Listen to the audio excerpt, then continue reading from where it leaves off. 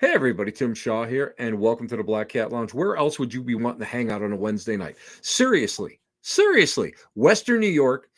It's rainy out. It was snowing. Everything is. It's.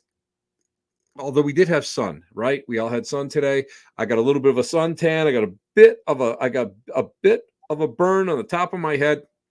What can I tell you? It's one of those things that happens, and you have to be a part of it. You have to be a part of it. Hey, Andrea Richards is in the room. The fantastic Andrea Richards. And Debbie, a good friend of mine, is on there. It's where else you're going to be. Colette from across the pond. I love you, Colette. Thank you for being here. And Dale, our man Dale, from way up north to Toronto. We're going north. The rush is on. Anyway, Fred, Candace, how are you? We got a great show for you tonight. I am so thrilled. You know what? I consider myself blessed. And I'm going to get serious here for a little bit.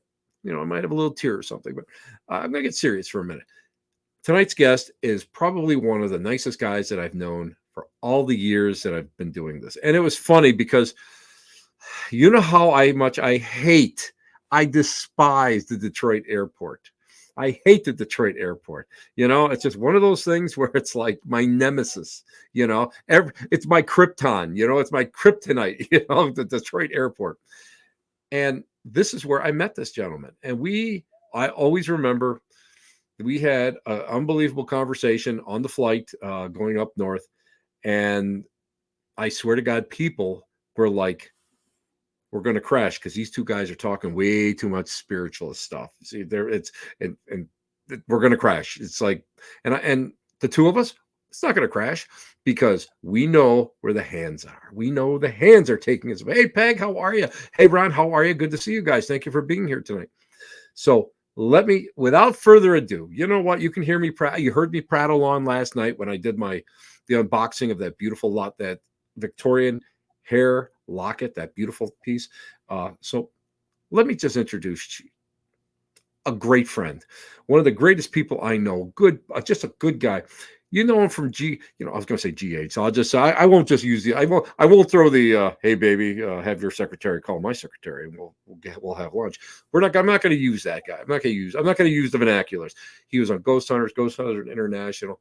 He is a motivational speaker, bar none. I'm going to tell you what, if you guys ever get a chance to hear him speak, do it. Just do it. Because when he's done, he not only just uplifts you, but he makes you believe in yourself. And that's what I love about him. He's just a great guy, just a great guy. And you know what? He is a true road warrior. And because he's a road warrior that he's forever getting stuck in airports. I have a special tune. Now, you guys know I don't just sing for everybody. I save important songs for my best friends. me. Oh, there we are. I'm leaving on a jet plane. Don't know where I'll be back again. Oh, Detroit Terminal, I really hate to go. There we go. There's so many times Detroit has let me down. So many times I've slept on the ground. But baby, I'm telling you, this guy is my saving grace. Because Dustin and I are leaving slightly late on an airplane. Don't know when we'll be back again. Chances are we're gonna be delayed. There we are, Dustin. You know what? I'm telling you, I only bring this microphone out for only the best. So anyway, guys, ladies and gentlemen, boys and girls and children of all ages, let's bring out one of the nicest guys out there, one of the greatest guys out there, and my personal friend and friend to all of you, Mr. Dustin Pari. Dustin, baby, how are you? It's so great. Thank you for being on the show today. Thanks for having me, Tim. I'm concerned though. I kind of feel like after that song, like the show's already peaked. So I don't know how we're going to follow that up. It's tough. It's tough, baby. You know what? But don't worry about it. Listen, chickie baby. Listen, chicken baby.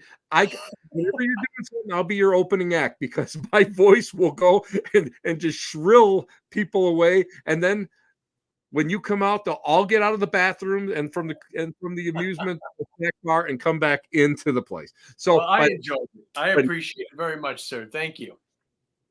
it's so funny because I follow you constantly. I follow your misadventures all over.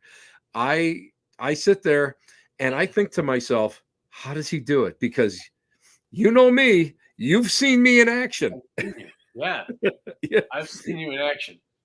you we when I missed my flight in LaGuardia. LaGuardia, yeah. We were having pizza. We were having a great time, and everything was good. We're telling stories, and all of a sudden, Tim realizes, "Oh, I have to catch a flight." Oh no! I've never seen a gentleman move so quickly. You are very swift. You were very swift on your feet. I am. Yes, I am when I have to get someplace. Yeah, wasn't But fast enough that night. We were hanging out a little too long, but that's okay. well, you know how it is. And you know what the problem was? I sat down. I got lost.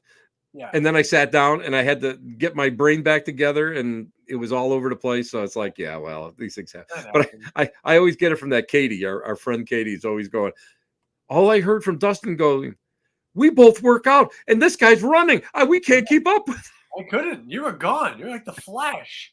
it. I thought I was going to see flames coming off the wheels on your suitcase. You were and making that time. and that was before I started working out again. Right. Yeah. So Now you now would have caught the flight. Now you would have got there. Not only would you caught the flight, you would have made it home before the plane. that's right. That's exactly right. It's so true. Dust, you know what? Let me just bring it right up front. And I want to talk about a lot of your work in in your positivity and I love your whole concept of radical acceptance. And let's talk a little bit about how you handle these like delays. And I mean, by now I'm sure you're just like expecting them. But I Yeah. mean, how do you look? What is the outlook that you use in order to always be so positive? And whenever you're doing a live, you always got a smile on your face. Right. Me, by that time, I'd be like, okay, I'm thinking about being about 12 beers into this and a couple Xanax. So how do you do it, buddy? How do you do it? I don't know, man. I just feel like the fabric of the universe is woven in such a way that that things happen the way they're supposed to happen and the way that they have to happen. And standing in line, I always love it. Like people stand in line to ask the gate agent, why is there a delay on the flight? Like you're not going to change anything. Like you're not going to go No, fix the plane or change the weather, whatever the hell it is. So why do I care? They say we're going to be here another half hour. I'm like, all right, well, I'll go get a pretzel. Okay, I'll go have a beer. Like I just make the best out of whatever comes because there's nothing. It's completely out of your control. Like it's it's true. not like there's It's anything true. I can do It's about true. that situation. So, but it is kind of ironic that it seems to happen to me 99% of the time. But I it swear, is okay. Dustin, and I swear to God, it's whenever the two of us are appearing someplace together. Oh yeah, I'm a curse. It's definitely true. Although everybody keeps saying to me that I'm the curse, No, that that's we can't that you and I can never be in the same location again ever because we cause havoc. And I just and just another quick story about Detroit. So we get stuck there, and Dustin, now it's raining. It had been raining 2 inches an hour, and everything with all the underpasses are totally, Oh, this totally was last year. underwater. Yeah, just last year. Yeah, last year. And Dustin goes, if I can get a car, do you want to go? And I'm going, if you're gonna go, yeah. How long did you get stuck underneath the underneath the bridge waiting for the water to go down? Yeah, they wouldn't let us go. So I was on. I I left the airport. I ran to the rental vehicle, the van, to bring you over there to get the vehicles. So it's a bus rather. So I'm on the bus, and yeah, so the flood waters are coming up, and then there was a tornado warning, and like Right, right. the signs were blowing down the street by the bus. The barrels are blowing everywhere, and like all we can do is stay here under the bridge. We're not allowed to move. So I had to wait for the tornado thing to pass before I could even get the van to drive the 8 hours up to the Sioux in that weather. That was an adventure. John Zaffis sleeping shotgun. Jack Osborne passed out in the back seat. Heather Taddy was with me. Heather Taddy stayed awake the whole time and chatted with me, but the other guys passed out. So it was a great time. And you know what's funny is with Johnny, and and you and I, we love Johnny, and Johnny is a great guy. But when he gets miserable, he gets miserable. And when you called me, you had the van, you were gonna pick us up, and I'm like, you know what? I'm gonna give up my seat for Johnny. I go, Johnny, why don't you go? Because I knew I could handle it. I could sleep I could sleep almost anywhere, at least for 45 minutes. Right. But Johnny would. So I acquiesced. So I was happy that the Dustin Express took my buddies and off you guys went. I've driven John Zaffis through a tornado, through rain, torrential rain downpours, and a blizzard. We went through a blizzard once to go down to Waverly. So I've driven I've driven the old man around many places, and we always have a great time. And I love him dearly. He's one of the best. But yeah, you don't want to get on Johnny's bad side, and you don't want to get on a sleepy Johnny's bad side. Oh, yes. Yeah. When he gives you the grimace, that's when you know that it's time to wait a minute. What, Kim, and probably use his soiled underwear for a pillow. No, we were just getting there. So I didn't use that for later on. That the soiled underwear, that was for LaGuardia. But oh my God. But let's talk about the need in this world for positivity. And let's talk a little bit about why you got into the motivational game, because you were always, because I knew you before you were involved in it, and well, you were always into it. You were always inspirational, but what really brought you into that whole world of really trying to better mankind, and just one person at a time? It really was just like the social media platforms, and people would reach out. I mean, it started, God, so long ago. It started with MySpace. People would write to me on MySpace, and at first was like simple ghost questions and things, but then it became questions about like self-harm and ideas about suicide. And in the beginning, I'm like, why the heck is anybody writing to me like about any of this stuff? Not that I was upset by it, but like, why would you think I'd be the person to be able to help? But then I realized, like, I love reading books and I watch TV here and there, but there's always those characters that you connect with, and you'd be like, wow, if I was in this book, if I was in this movie, like that'd be the guy I want to hang out with. Like that's somebody I could relate to. And being on reality TV, like we are just who we are. And so I think that some people picked up on that kinship with me and would write to me about these things. And the first time it ever really hit home to me was in Gettysburg, at the first Gettysburg Bash. And I was standing there at my table, and I could see the doorway where people coming in. And this woman, I saw her buy a ticket, and she looked right over at me, came right over to my table, and she introduced herself. She said I probably didn't remember her, but she sent me an email one night when she was going through some tough times, and that I wrote back to her, and she quite honestly just hugged me and started crying. And she's like, if you didn't write back to me, I don't think I'd still be here. Like I was planning on committing suicide that night, or dying by suicide. And I started crying, and it left such an impact. I was like, I never thought I'd be able to help somebody in that way.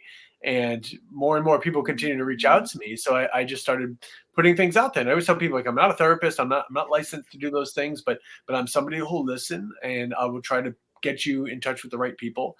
And as the social media platforms have developed, and my little platform grew a little bit with the shows and everything, I started making, I have like a Patreon page, and we do motivational videos on there, and my YouTube page.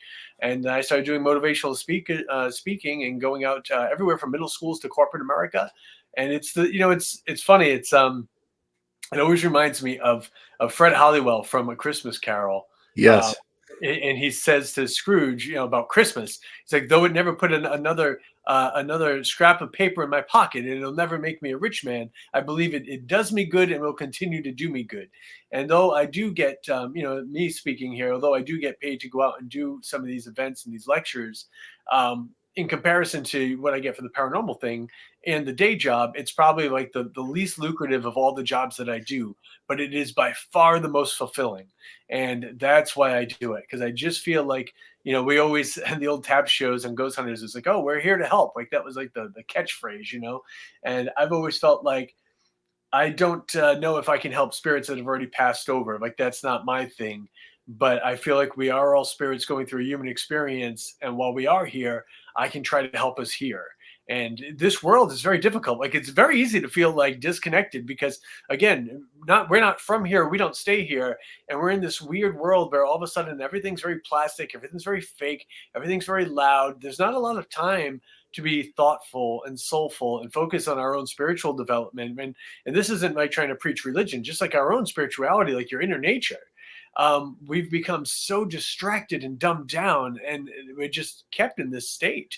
It's like work, work, work, fight traffic, get home, make dinner, pay bills, watch some stupid ghost show, and then go to bed and do it again and do it again and do it again. And I just kind of feel like that's not what we were meant to be here for. And the whole thing with like, and then, like, I know it's ironic, here we are on our computers and all this other stuff, but like there's a time and place for this stuff. And I kind of feel like it's becoming so overwhelming that people aren't really tuning into things anymore. I saw this really funny video actually this morning, and it was ironic because I just had this conversation with somebody last night. And this gentleman was talking about how, people talking about all the problems with, and I don't get into politics and stuff. It's all just shadows and puppets and nonsense. But they were saying about people keep talking about the way things are going in this country. We're going to have a civil war. It's like, we're too lazy for civil war. We DoorDash McDonald's. We don't want to leave the house. We just want to watch Netflix and wait for it to start the next video for us when we're done. We don't want to do anything. So like people don't really stand up for much anymore, and never mind take time for their own personal development, their own spirituality. Guys like you and I, and I know a lot of other people out there will spend time at the gym, which is great. It's so important to be healthy. It really helps me with my mental health. But like, how much time do we spend sitting quietly, focusing on our inner spiritual nature and trying to exercise that spiritual nature? We are much stronger than we are led to believe, and we've lost our way quite a bit. And that's why I try to focus so much on spirituality and just keeping a positive mindset, because this world isn't an easy one to get through. No, not at all. And I think the generations now, I'm probably a generation or two behind you. Yeah, you know what I mean?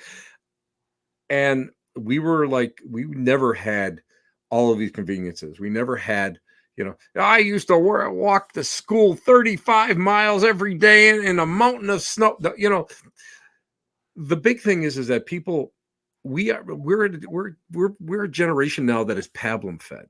We're a generation that lives through what we visually see in most cases.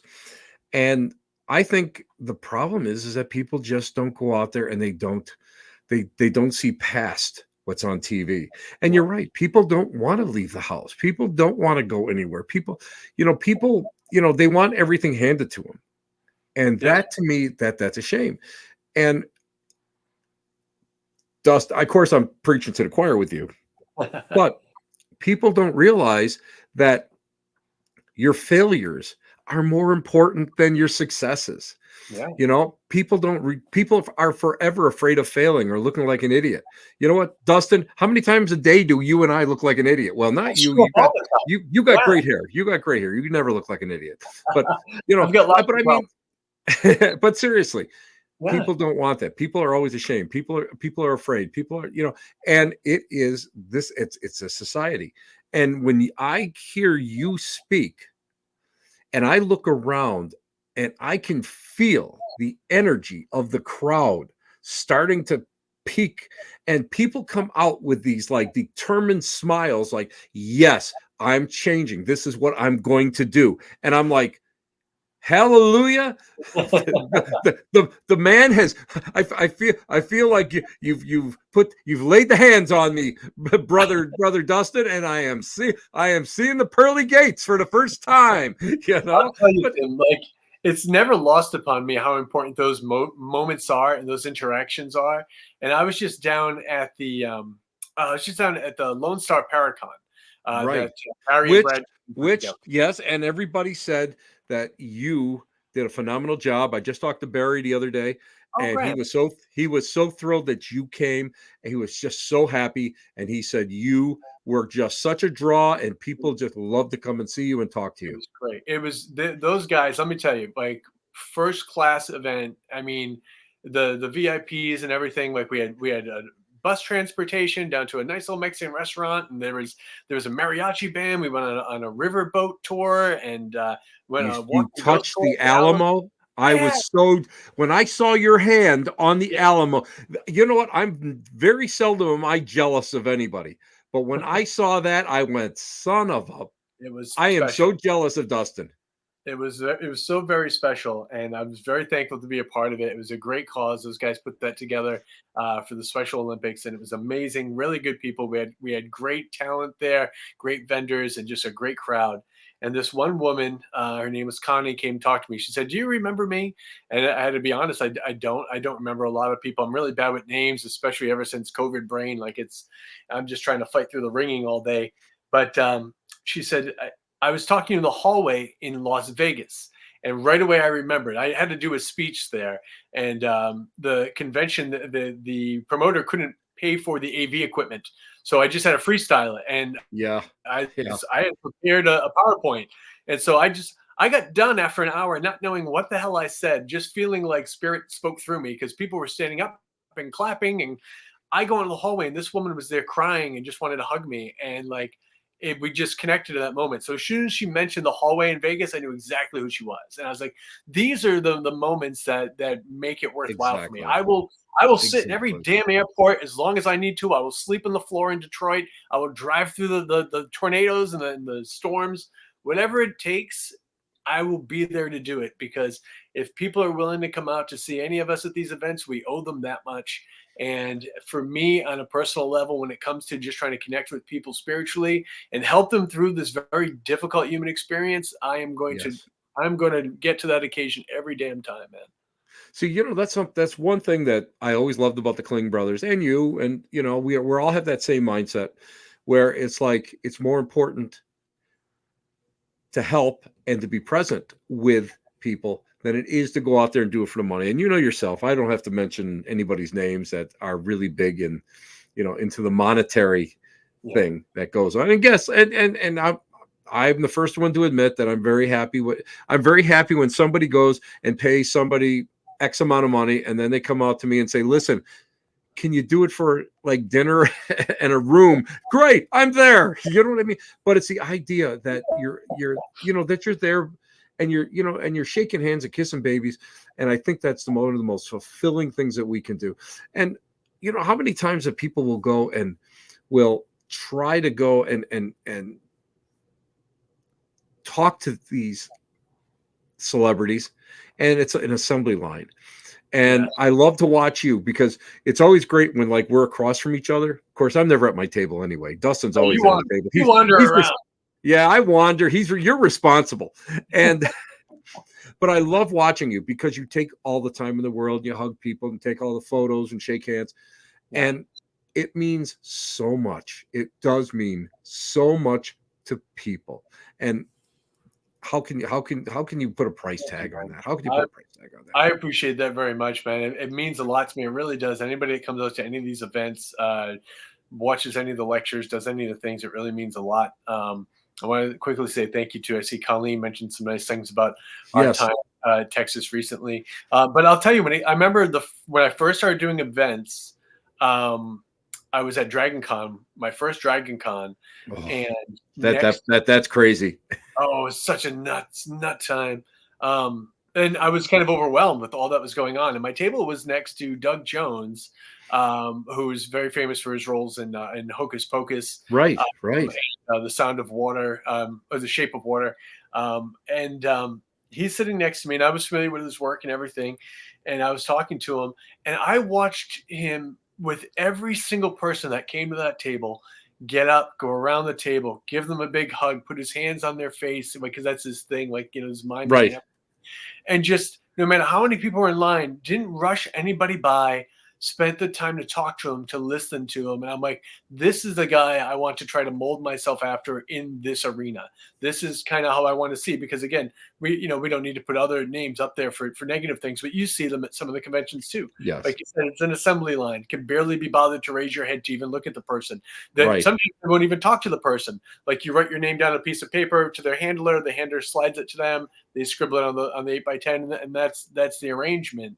And it is what it is. But for me, it can never be that. Because that's, I don't know. It's just that's not what I'm about. That's not what I'm there for. I'm all about giving hugs out and having a great time and causing a little mischief with Mr. Herman, and we have a good time. Oh, well, you know what? Well, first we have to put a comment up here. Our good buddy Brad Blair, one of the organizers of the fantastic, the magnificent Michigan Paracon, who has no role in delaying Dustin and I at all. He wants to know, why aren't we both at the gym? And I have your answer for you, Mr. Blair. I was there earlier. Mm-hmm. He's going after. As soon as we're done here. That's exactly it. We're done here. But don't worry, Brad. I'll get right there. I'll work on it for you, buddy. Jesus, look at that. You know what? Wait a minute. There we go. There it is. There's something there. There's something there. I don't know what, but there's something there. You gotta shed that sweatshirt and show it off. That's all. No. I don't want to show you up. But we're gonna have a couple friends of mine. We gotta have a photo of the gun show. Yes, we're all gonna have this year up at the Paracon. So what we should do is we should turn it into a photo and then sell it and then raise money for a charity. Maybe we'll do something crazy like that. Yeah, absolutely. You know, wait a minute. What's Brad saying there? Sitting here enjoying an ice cold Big Red, listening, y'all. Oh my God, I got addicted to the Big Reds. It was like 36 grams of sugar. I didn't know this. I was finishing up at the table, and like I said, I didn't get away from the table a lot. I started to get parched, and I never get to Dunkin', so I was like running low on energy. And they had a great green room, great food back there, and I was like, you know what? I never drink soda, like unless it's got rum in it. Right. And then I go to get a Coke, and I'm like, what is Big Red? I'm like, I was just brought in. It was like delicious and smooth was on the can. I said, I'm going to have this. And it went down smooth. I was very happy with it. And it took a little while to kick in. But by the time I walked over to do the presentation, I was like a little kid hooked up on Jolt Cola again. I was out of control. It was unbelievable. And thankfully, some of the patrons from the convention have already contacted me and have obtained my address. And Big Red is in the mail on its way to me now. So I'm very excited to get more of this soda. Oh man, I couldn't have that much sugar. But although you are a professional at that, you know, this is the guy I'll never forget. We were flying out of, I have no idea where the hell we were flying out of. And I turned around and we were in the tail. They put the two of us as far back in the plane next to the bathroom. Yeah. So, you know, I looked and I turned over and I looked, and there, and what was it, like 5:30 in the morning, 6:30 in the morning? And I see my buddy opening up a little plastic container and eating candy corn. I'm going, yep. Dear Lord. That was our way back from Michigan Paracon. That was that early flight out of the Sioux that morning. And somebody had brought me a whole plastic container of candy corn. I was like, well, this is good. That's breakfast and lunch all in one. You get plenty of energy and sugars and you're ready to go. The nice thing about corn is, I mean, it's pretty much glorified wax. So it never goes bad. You can always never goes bad. Wonderful. That's like the perfect food for the apocalypse. Zombies are coming. No problem. I've got my never expiring candy corn, lots of energy, and you can run away from everything. You're perfect. It's perfect. Hey, let me get into a little serious thing here. Okay. When, you know, we were talking about society and how society is sort of, at least our society, European societies are a little bit different, of course, but how our society has become so complacent. Do you find that it's that the younger generations that you talk to have they're growing more and more complacent? They don't really care what goes on. Is there, and I know there's no one magic bullet to open their eyes, but what do you think would be what do you think they need to go and accomplish? What do you think would be good for younger people to get out there? And because I suffer from anxiety, and we both know how so many younger people are being diagnosed with anxiety and depression, and so much of that out there, and a lot of it is external. It's not just Yeah. internal. A lot of it's external. What do you think would be not a solution, but would help that situation? Someone, and I'm asking you this as someone who really, you got your hands dirty. You get out there and you talk to college kids and high school kids, and what do you think that they could do to just help themselves a little bit more? And also in my day job working in healthcare, like in surgery, like I constantly have to review medical histories prior to any operations going on and review the meds list and everything. And over the 20 plus years now that I've been in this field, there's definitely an uptick in anxiety medications and ADHD medications and depression. And there's so many things. And I see these young kids and I'm like, man, and I know like, well, listen, we all go through some things, and again, that's part of this human experience where it's beautiful that we're all broken and screwed up. We're like, but at the end, it becomes like a wonderful stained glass window. Like we look back on our life, we're like, yeah, okay, I can see why all these things had to happen. But when you're going through it, you can't. And I think what is different for a lot of the younger generations now is there's not that connection anymore. A lot of times we'll talk to, I've even started a commercial recently where one of the selling points of the product on the commercial was that you don't actually have to talk to anybody. You can just text through the app. And the person's like, oh, good. I don't like talking to people. Like that's become a thing. Like when I was a kid, if I had a struggle going on in my life, I mean, yeah, I had my friends and stuff, but like I Mhm. knew I could always go to my parents. I could always go to my grandparents. I had a great uncle. I had people that I could go talk to that would listen to me and take the time to help me out. And I kind of feel like now children unfortunately are in homes that there's a lot of broken homes and a lot of great single parents or even grandparents out there raising kids, sacrificing, doing everything they can to help these kids get started. But a lot of times these kids are coming out of homes where parents are distracted. They're working 2 3 jobs just to pay the mortgage and keep the lights on, and that's not a bad thing. Like you got to do what you got to do to provide. But I feel like a lot of times children aren't getting the attention that they need or that they deserve. And a lot of times it's kids, parents, or whoever are exhausted because our daily life is just so ridiculous. Like the 40-hour work week is kind of a thing of the past. And if you still got that, good for you. But it's like it's nonstop. And like, and some of the other countries have made it illegal now for your company to contact you outside of office hours because we have emails constantly. Email, text, text, text. And here's this child growing up who's struggling with just pubescence and stress of growing and trying to find your way through life. I remember in high school being depressed. I remember laying there in my room sophomore year. I had 2 twin lava lamps, a blue one and a red one, on each side of my speakers in my bedroom. And I would lay there and just listen to Pink Floyd on repeat and just not know what the hell I was doing with my life and feeling down all the time. I wasn't very popular with the ladies. I wasn't doing all the things I wanted to do. It was not a good time. But that's part of our human experience, that painful growth that we have to Exactly. go through. But you have to be able to have somebody to help you get through it. And when the people that you can turn to are just distraught with being tired from life, or they're too distracted by staring at their phone or they're binge watching something on TV, these children don't have a lot of people to actually listen to them. And even us as adults, how many times you're talking to somebody and midway through your conversation, you see the phone start to go up and now they're looking at that and you're like, what the hell am I even doing here? Like, why am I bothering? The practice I worked for previously, I remember trying to tell one of the physicians about something coming up later in the day. And as I'm talking to him, I see him start doing this. And it became a new game for me. And I would make the young ladies laugh, the supporting staff, because the doctor would start to do that, be like, yeah, and Purple Monkey and the donkey went over there and he clogged the toilet. It's like, okay, yeah, sure. Because they just stopped listening. So you can say whatever the hell you Exactly. want. But that's so sad for Exactly. these kids who need somebody to connect with, or even us adults. You need somebody that actually listens to you and asks. So in my Patreon, I have this thing, Acolytes of Kindness. So it's $5 a month to join just to keep everything running. But we have weekly kindness challenges and then monthly mission. So the monthly mission is something internal to help us be better people. The weekly challenges are to help us better our environment, our society, and the people around us. And this week is ask questions. And that means when somebody's talking to you, you maintain eye contact. You don't look at your phone.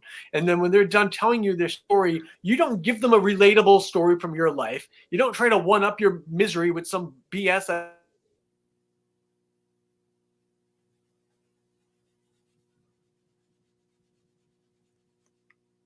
You with this, asking follow-up questions to try to keep things.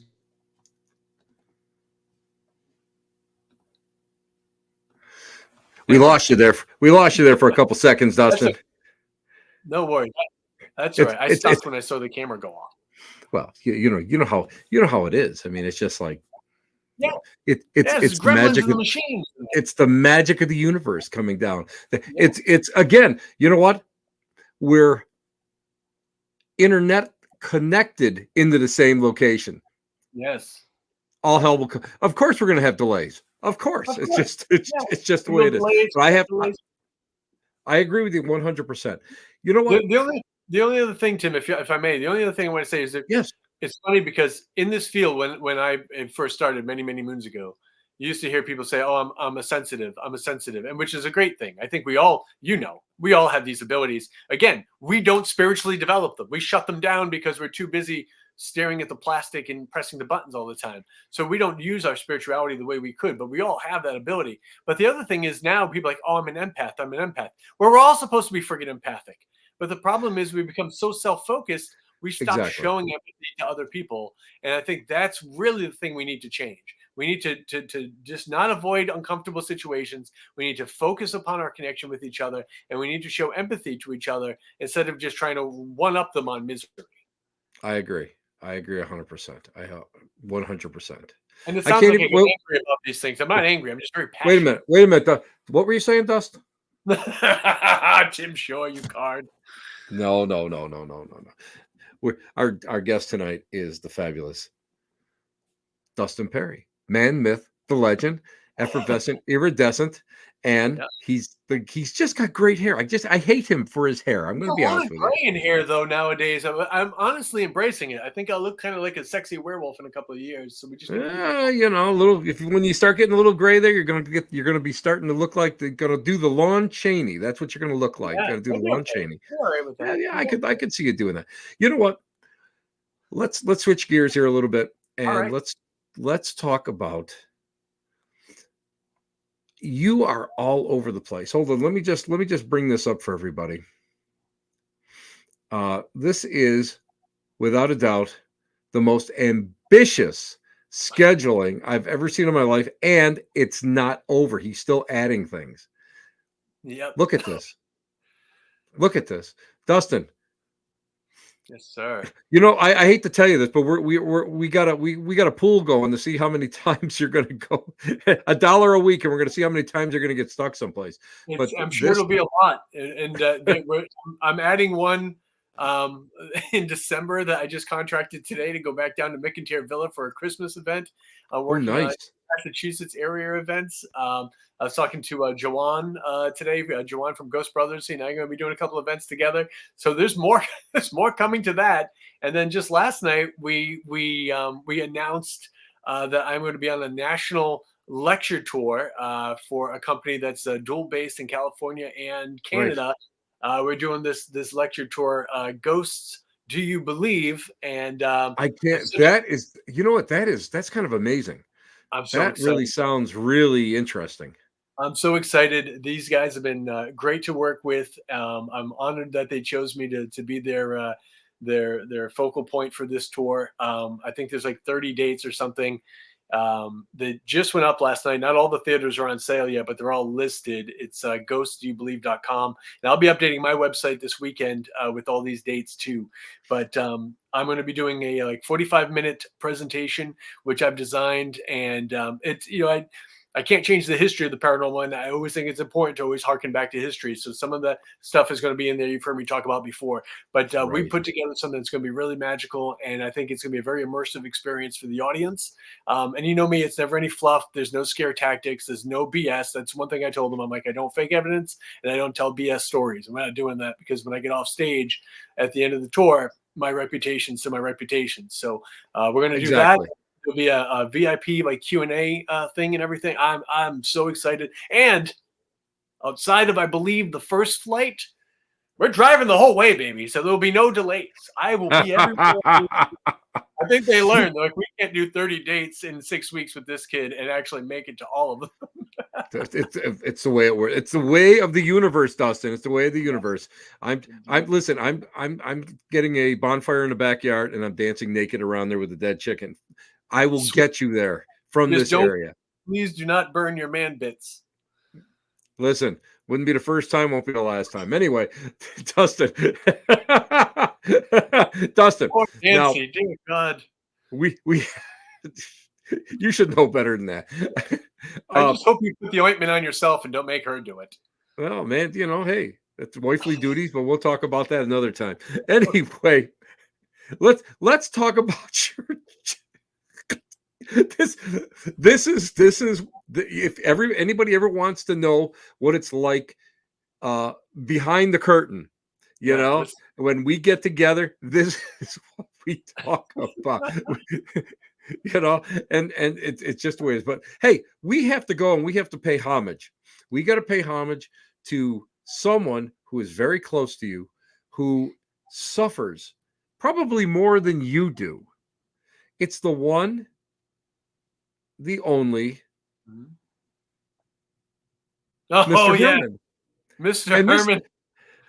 Where the hell did you ever find this guy? You know what? Mr. Herman has got to be my favorite sidekick that I've ever seen anybody use. And every time I see something, I see Mr. Herman has got a beer. Mr. Herman's got a pretzel. You never do, but Mr. Herman, I believe, is the bad influence. Where did you find Mr. Herman? Do not encourage his bad behavior. I found this thing for him. He was there he is, Mr. Herman. He loves to see the people. I don't know what he's doing, but I found him at an iParty store. He was on a shelf with about 20 others, but there was something special about this guy, and he doesn't like the TSA agents because when they have to check, he has a weighted bottom. It's not my fault. It has sand in it, so he doesn't like it when they have to check him and they rub his bottom with the things. So I don't know. So then he has to go drink, and then he only does is cause issues. But this is my life. He does cameo appearances. He records. He gets more video requests than I do. People love Mr. Herman. I believe that. It was I'm leaving Providence Airport last week, right, to go to Texas, and I take him out of the backpack, even though I have the TSA pre-check. I take him out because I know they're gonna have to swab him, and I don't like to create any issues, so I have him out. And most of the people, because Providence is so small here in Rhode Island, most of the TSA guys know me that go through there. And there was a new guy. And so he sees Herman and he lifts him up and he's trying to find the stuff to wipe him. And one of the guys that knows me comes over. He's like, looks at the guy. He's like, what are you doing with that? He's like, oh, I have to swab he's like, but why are you holding it? He's like, well, how am I supposed to do it? He's like, don't you know who this is? Dustin carries the most haunted items everywhere. You're probably going to get possessed. And the guy puts him down so quick. I love it. I was like, there's nothing scary about Mr. Herman. He's not possessed. He's very high maintenance. So it's a lot to deal with. When I do laundry around here, I like to often put my wife's underwear or her bras on his head. And I leave him like sitting in the corner of the room. Or if I go on the road, I'll tuck him in the bed or I'll hide him around the house with a little note sometimes. And my friend Deb, she says her favorite is Raisin, your cat. Oh. Yeah, Raising the cat's the best. I love her so much. I sing her songs of praise. Every day I come home from work, I find her and I hold her up in the air so she can look down upon all the other cats. She's the best one. Oh my God. You know what? You're as bad as me. That's all I got to say with my dog. Hey, let's talk about something that's coming up in February, because this is something that really it's close to my heart. And I've worked at this place since 2011 when I first started going up there. Before our friend Dan Kless purchased the place and really saved it because it was ready. It was ready for the bulldozer. It's it's going to be a great event.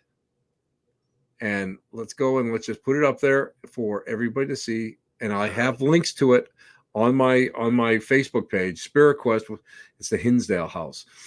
What is it about the Hinsdale House that you really are expecting to find there? Because we know last time you were there, you hit reindeer on the way home, and then you The were reindeer side. The reindeer hit you. That's right.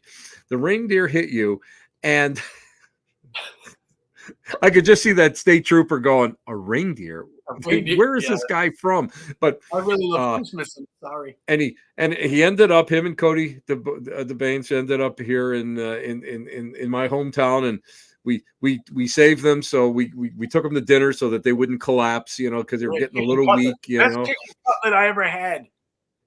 Man, yeah, Labella's Pizzeria, Labella's restaurant in Cheektowaga, one of the best So places around. But what do you expect that's going to happen, and uh, the, what can everybody that buys a ticket, and there's only, oh my God, there's like 3 tickets left. It's like there's three only like tickets, three almost. left.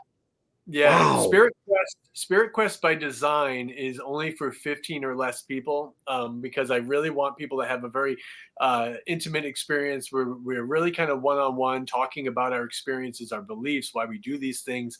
There is an investigation portion to it, but what I like to do at Spirit Quest is everyone is different. We try different things. We've gone barefoot walking through a graveyard underneath the full moon and felt the energy and talked about grounding ourselves, because every right, day we wear sneakers, we wear shoes, we're constantly insulated from the natural earth's energy, unlike when we were kids and barefoot and happy, and that was important. So we were in New Jersey walking barefoot through a cemetery at night under a full moon. It was so magical. Recently we were at the Conjuring House. We went out in the woods in the back and played old tribal drum music to connect with the spirits of the natives and the land there. We've done scrying sessions. We've done all kinds of different rapping sessions. And I try to get people away from some of the technology. Now, you're invited to bring some if you want for the last hour of the event. But for the most part, I try to get people to think about the old spiritualist movement ways, things like seance. We test our ESP. We work on our spiritual development in a place that is already charged for such things. And what better place than the Hinsdale House? Because what to expect there is just the unexpected. I mean, I've had amazing interactions out in the woods back there. I remember being in the upstairs, the larger bedroom upstairs, and doing a ghost box session there. And we kept getting what sounded like alien communication. It kept referring to us as earthies. It kept saying that they are watching us from above. And this was consistent, repeated things. Anybody knows, if you work with me, I don't ask a question once and then go, "Oh, I heard this through the static," and then we move on. There are passwords involved, as initiated by my buddy Brian Cano. We test things. We repeat test things. So when things are saying stuff like that, and they repeat these answers, you really get to wonder what's going on. So yeah, February 24th, we're going to be at the Hinsdale House. And like you said, Dan Class has done such a great job with that place. And I continue to love to watch the restoration going on there. I haven't been there since the reindeer incident, so I'm very excited to get back there. But I feel like it's one of the best. When I try to book a place for Spirit Quest, it's not just what's available, what can I afford, where can I go. It's what is a magical place where people are really going to have a unique experience. And for my money, Hinsdale House is definitely one of the top places. And I'm really looking forward to seeing what comes out of this Spirit Quest event. I agree. It is one of those places. Let me just throw it back up here on the board. Spirit Quest. Remember, February 24th. There's only a couple tickets left. Eventbrite.com. Go there. You can get the link off of my Facebook page, and you won't be sorry, because again, I was going up there since 2011. The stuff that I've experienced there, I've never experienced anywhere else. It's just a magical place. It's got heat, in case everybody's worried. It has heat. It's got electricity, so you're all set with that, But there's just so much. And when you happen to find a Ouija board that's somewhere, probably in, I think it's Michael's bedroom, where they have all the games and they have all sorts of. It was a gift from moi, because it was one of my vast collections that I took with me, and I left it out there so that other people can use it. So Nice. I always like to do. I always like to leave little things like that. Besides, it scares the hell out of some of the Yeah. people that go up there. Tim, can I ask you what is your theory, or what is your favorite part of the Hinsdale house experience? You think it's something with the land, with the lake, with the house itself? I mean, it's obviously a Well, combination. But what do you think well, is the first, real heart of the place? they found. I can say it now. It's pretty much common knowledge. They found graves on the property to the right of the pond, and uh, we after finding that is what to and they were lost. I believe one of the stones they're all reburied and everything. Nick Roth has been working on a doc on that, and I can't wait for that to come out.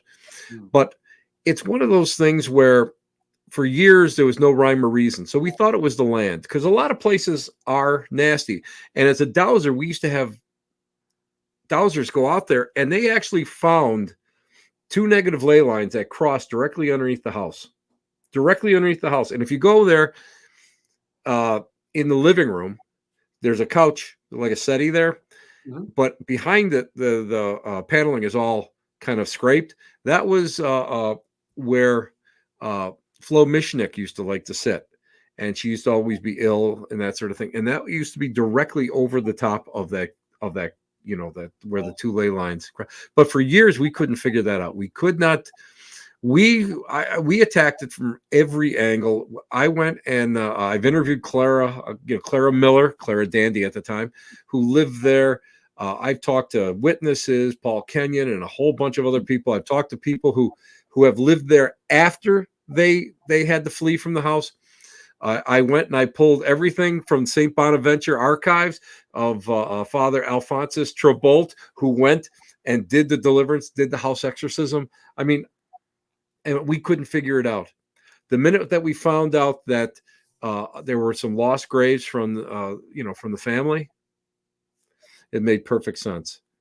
It made perfect Yeah. sense, and that's where we think a lot of it came from. However, that being said, Dust, you know yourself, right person, right place at the right time. You had a family there, young family of teenagers, and you were isolated because back in the 70s there was nothing up there at all. Yep. So you were isolated. Yeah. So there was a lot to it, and it's just right person, right, the right stuff that comes in. That mixing of energy, the personal energy, the teen angst, all that coming together over negative ley lines. There's a lot to be said for all that. And we have Jackie Chandra. That's her grandmother, Flo Oh, Mishnik, was the last owner. yeah. Jackie's a great person, and Cool. she, if you ever want to get some of the some little tidbits and stories, Jackie's got them. Yeah. She's great.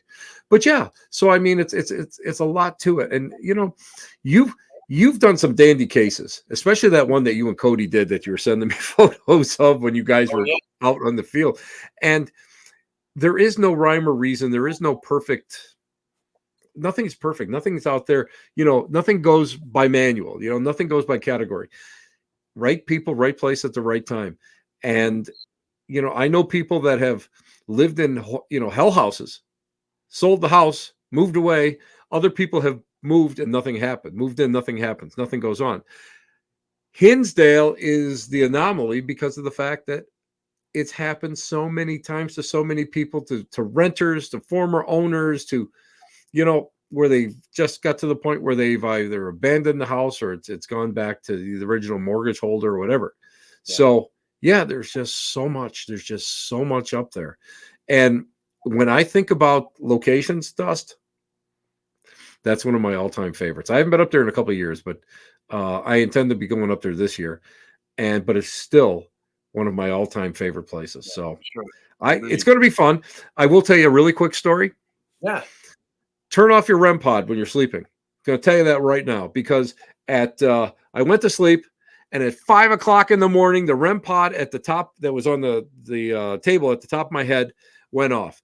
I said, "Son of a bitch, will you shut this thing off and let me sleep till 7?" Do you know that REM pod went off and started ringing at 7 a.m.? So you're like a spirit alarm clock worked I out had a there. spirit alarm clock, and that's what happens. I mean, that's what happens up there. And it's, but it's a great place. And by doing, and you talk about old school, Hmm. too many people don't get it. Too many people don't do old school. And I love the fact that you're doing it and you're pushing it a little bit more, because people need to know the basics. Right. And when you know the basics, you can use your tools and you can keep Yeah. going. Your good Dustin, foundation. baby, we're at that point already. You got damn it, you got me talking. That's enough of this. Tell me what else. What else is going on in your life? What's going on? We got a few more minutes. Let me know. Let everybody know what the wonderful world, the Dustin Pari, that man, that the Candy Man who can tell a Candyman. rainbow. What's going on, Candy Man? I thought I was gonna get the full Sammy Davis treatment here. Okay. Yeah, we're busy. We've got new lectures coming out for this year. We've got the new lecture tour, which I'm very excited about. But yeah, next up we've got I've actually got, believe it or not, like 2 or 3 weekends off, which is gonna be really nice. And we're getting a lot to do. But then yeah, we'll be heading up to the Hinsdale House. We got a library lecture somewhere in Massachusetts. It's just it's going to be go go go, and Ghost Hunters is not dead. I know a lot of people have been asking me about that too. Remember, I am a low monkey in that tree, and I don't mind being there. I don't have to make any of the network calls or decisions or any of that, so that's all Jay's deal.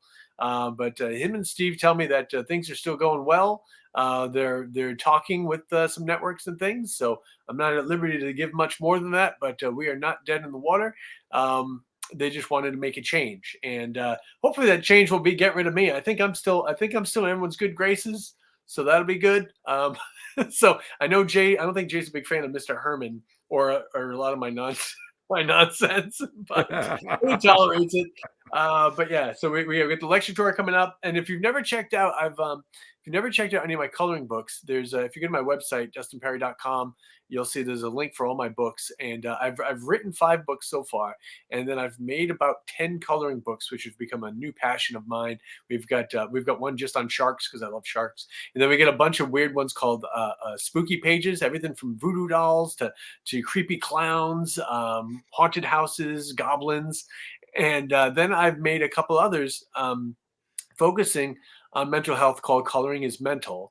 And I find that for me personally, just coloring and kind of relaxing for a little bit kind of helps you unwind. And the photos that are in Coloring is Mental and Coloring is Mental 2 were made using the ideas and keywords for how people feel with certain types of mental struggles. And even with my own post-COVID tinnitus issue, the cover of the first book is based on that, just this nonstop ringing and pressure and nonsense. And when I am overwhelmed, I turn to that, and I find that just coloring a little bit just helps me to relax a little bit. So, yeah, so that's what I do. I don't sleep a hell of a lot, but we're getting things done, and I'm excited to bring more to all you guys. And I love you so very much. I appreciate your time for being a part of this tonight. Hope to see some of you guys get one of those last couple of tickets to the Hinsdale House for Spirit Quest. Everything's on DustinPerry.com. Tim has the links. Tim, God bless you, brother. One of my best friends in the field. One of my best friends just in general, man. Over the years, you've meant so much to me. You and Zaphis, I've learned the most from. And I don't want to say that you were nice enough to send me your seance notes, but nice enough to send me your seance notes, man. That means a lot because I know that's very important to you. You know what? When I find someone who is very genuine and really wants to work with it, I don't think twice about it. It's automatically it goes. And you know what? Seriously, what I love about what you do is that you present and you open up and you're just so personable and you're the real deal. And so many people have the two personalities, the the dualistic personalities where it's the face for the public, and then it's like the that's me. It's like I got the two faces. Big smile. This side's like, get away from me, kid. Get away from me, kid. You bother me. Give me, Not true. You're not like that. I'll pay you Tuesday for a hamburger today. One of those. That's me. But No. it's it's always so much fun when we get a chance to hang out, and Yes, we sir. get a chance sometimes we get a chance to go and actually talk about the field but more than likely it's not, because we're always off doing other things and being adventurous. And if you had, okay, I have one last question. This Yeah, is one that I throw to my friends. I All right. always ask this when I interview my friends. I always, and I'm gonna, and this is what you need. This is what you need. Are you ready? Are you Yeah. ready? This is a question that's very, very important. I'm digging deep into the questions of Tim Shaw.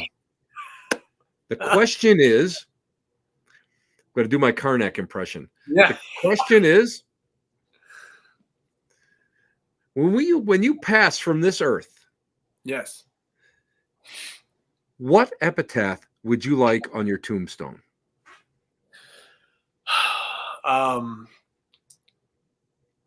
Well, I joke with my wife that I want to get a flat stone and make it a Ouija board just so the lonely goth kids have somebody to talk to. I love, oh my God, I love that. Oh my God, I love that. People always come visit us if we had that on there, you Oh know. my God, yeah. It's the most important thing for me is just always kindness. And I think something as simple as be kind really kind of sums up my existence here so far. Just always trying to put that out there. And I'm no Mother Teresa, I'm no saint. I screw up as much as everybody else, but that's part of the beauty of this life is we learn, we hopefully forgive each other, and we forgive ourselves, to give ourselves a little bit grace. But the most important thing for me is always trying to be graceful toward others and to always show kindness. So I think it just simply be kind would be enough if I can't have the Ouija board. Well, if I can't have the Ouija board, you can't have the Ouija board. But if we can't have the Ouija board, you know what mine is? What's that? He was an okay guy. That's good enough. I don't care. He's an okay guy. You know, just a regular guy. That's what it is. Dustin, thank you so much for being on. Stay on the phone stay on the phone. You can tell how many years I've been doing this. Stay on the computer, and I'll talk to you right after. Thank you again so much. You really it means a lot that you come on my show, and you honor me by doing it. And I just don't sing for anybody, you know. So we'll talk about that later on. Okay, Dust. See you in a couple seconds. Yeah. That's Dustin Pari. Isn't he great? I'm telling you, you know what? Again, he's one of my best friends in this field, one of my best friends out of the field. We really get a chance to hang out, rarely get a chance to hang out.